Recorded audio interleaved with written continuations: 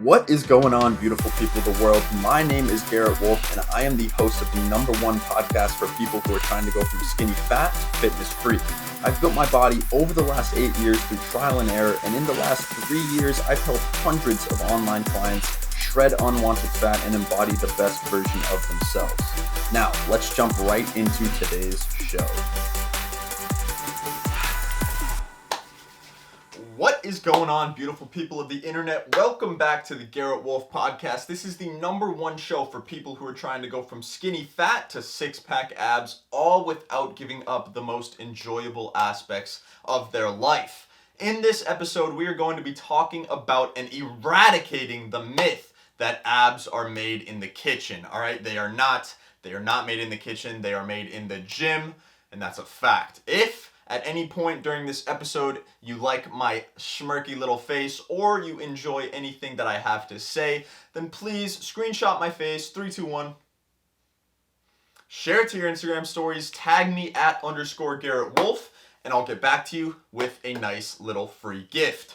So guys, in this episode, we are going to be talking about the myth that abs are made in the kitchen, okay? I think they are not. I think this is an incredible lie that so many people believe, that I've seen all over TikTok, all over Instagram, that abs are made in the kitchen.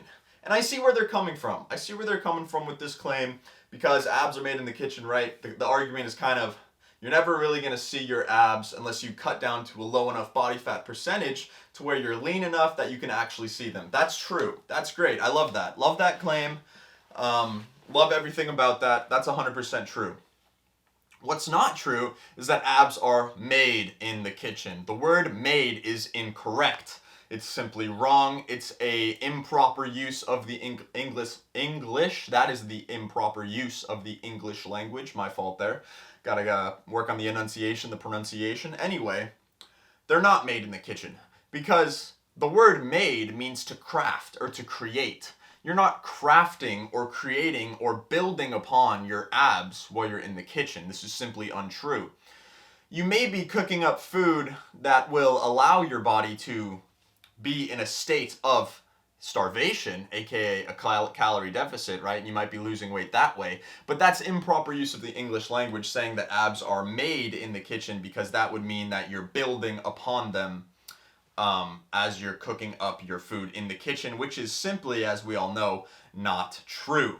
Abs are made in the gym, just like any other muscle. They can be contracted, they can be shortened, they can be tightened, they can be lengthened, they can be shortened, they can be contracted, and they can be stimulated. They can be stimulated to grow, they can be stimulated to separate, and they can be stimulated to have more blood flow, just like any other muscle in your body. So when you're talking about making a muscle, when you're talking about building a muscle, you wouldn't say that my biceps are built at home when I'm drinking protein shakes, or my arms are made in the kitchen, making protein shakes. If you said that about any other muscle, any other body part, you would be 100% incorrect, literally and, figuratively. But quite literally, it's an improper use of the English language. So that brings me to, how do you make abs? How do you craft abs? How do you craft a six-pack? Well, you're going to want to build up a six-pack just how you would build up any other muscle. It comes down to a few key principles, like being in a caloric surplus.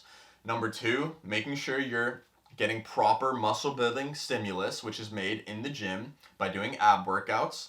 And then making sure you have proper recovery, which is things like high enough protein and high enough calorie consumption to actually build upon your abs. And then you have to diet down to a low enough body fat to be able to actually see the abs. And this is where the incorrectness comes in, is your abs are not made in the kitchen, they're made in the gym. But your abs are revealed in the kitchen, meaning you craft your abs, you build your abs up just like any other muscle. You have to be in a surplus, you have to have an ample muscle building stimulus, and you have to have proper recovery.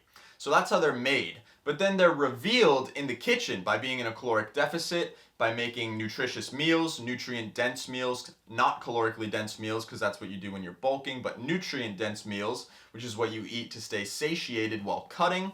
And that's where people get this whole thing mixed up. If you say that abs are made in the kitchen, then you're simply incorrect, because you can't build upon your abs by being in a caloric deficit. And when you're talking about revealing or seeing your abs, you have to be in a caloric deficit to actually reveal and see the abs and the separations. So to make your abs are made in the gym, just like any other muscle, by getting a proper muscle building stimulus and recovery like we just talked about. And then they're revealed in the kitchen by being in a caloric deficit and actually getting lean enough to a low enough body fat percentage that you can actually start to see your abs.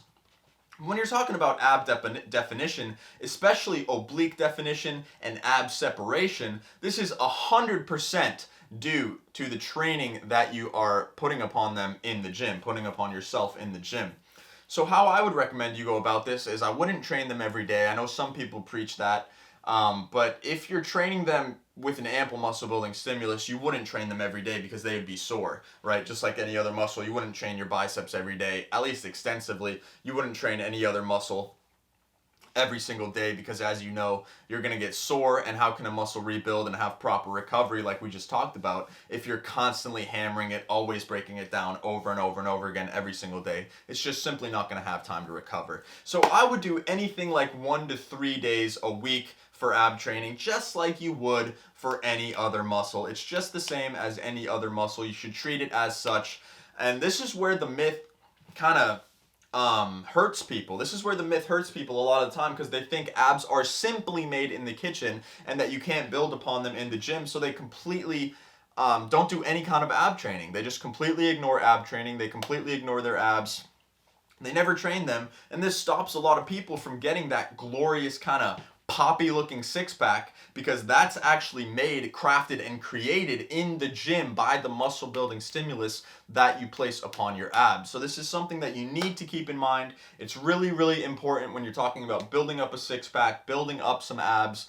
They need to be built in the gym with a proper muscle building stimulus, just like any other muscle, training 1 to 3 times per week. It doesn't have to be anything crazy. You can do it before your workout if you really want to prioritize them. This is a strategy that can be implemented if you have a hard time doing it at the end of your workout because you're tired, or you're simply feeling like you have stuff to do, other priorities to get done. Then try doing them before your workout. But I typically do them after my workout because I don't really struggle with dedication or sticking to any kind of plans. But in the past, I can definitely see how a bunch of ab workouts got skipped simply because we didn't prioritize it and do it at the beginning of our workouts like we should have. So keep this in mind. Abs are not made in the kitchen. Abs are made in the gym, just like any other muscle. And abs are revealed in the kitchen by getting to a low enough body fat percentage that you can actually see them. But they're not going to be separated, and they're not going to pop. And your obliques especially are not going to be built up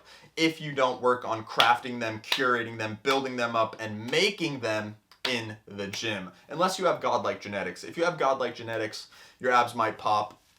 Just in general, we can't change the genetics card. You don't want to play the genetics card. You don't want to play the genetics excuse when it comes to getting a six pack. So focus on the muscle building stimulus, and then focus on dieting down to a low enough body fat percentage where you can actually see your abs. All right, guys. So hopefully that destroyed, eradicated, busted the myth that abs are made in the kitchen, because I hear a lot of people say it, and I don't think they know exactly what it means or exactly how to really build up a six pack. So hopefully this was insightful. If it was, if you think this was useful, if you liked what I had to say, or think that anything I have to say is useful, then again, please screenshot my double bicep. Boom. Share it to your Instagram stories. Tag me at _Garrett Wolf. I'll reshare it, and I'll send you a free gift for saying thank you, or to say thank you. My bad there. But anyway, catch you all in the next episode. We're getting a new podcast mic in the next few days, so I'm super excited for that. I won't have to use this camera mic anymore. It's going to be super, super dope, so I'm really, really excited about that. I'm going to be probably podcasting 5 times a week with that new mic, because I'm really loving the long-form content, the long-form podcasts. They're super fun for me. And it's one of the best forms of content, or one of the most fun forms of content I've ever made, because you just literally sit and chill and talk, have a conversation, and it's just super laid back, not too intense, just talking about a topic, really getting my mindset out there for other people to digest. And I think that we need more of these long form contents because the internet's getting taken over by short form content like TikTok, YouTube Shorts, and Instagram Reels, and people's attention spans are getting smaller and smaller, and that means that there's more and more knowledge, but there's less and less wisdom because there's less in-depth knowledge. It's just kind of surface level knowledge. So we have a bunch of people who think they know a lot of shit, but really they just know a lot of shit, but they don't know a lot about the shit that they're talking about, which is a problem. So we need more long-form content, and I love podcasts personally. And I'm trying to get some guests on. I'm trying to figure out the mic setup for the guests because the mic that I'm going to use isn't very good at catching or picking up everyone's voices in the room. Also, I need to figure out the camera angle because I'm pretty zoomed in here. I don't know if you guys can see, but we don't have a lot of room. So I'm going to figure that out. I'm going to figure out how to get their audio set up and the visual set up for you guys. So you can expect that probably later this week. And yeah, once I figure all that out, it should be a blast. Should be a great time. We're going to be podcasting. Like I said, 5 times a week. It's going to be great. So make sure you're subscribed. Make sure you tune in. Make sure you follow me on Spotify and YouTube so that you can see when I'm posting. And other than that, guys, I hope you all have an absolutely fantastic day. And I will see you all in the next episode. Peace!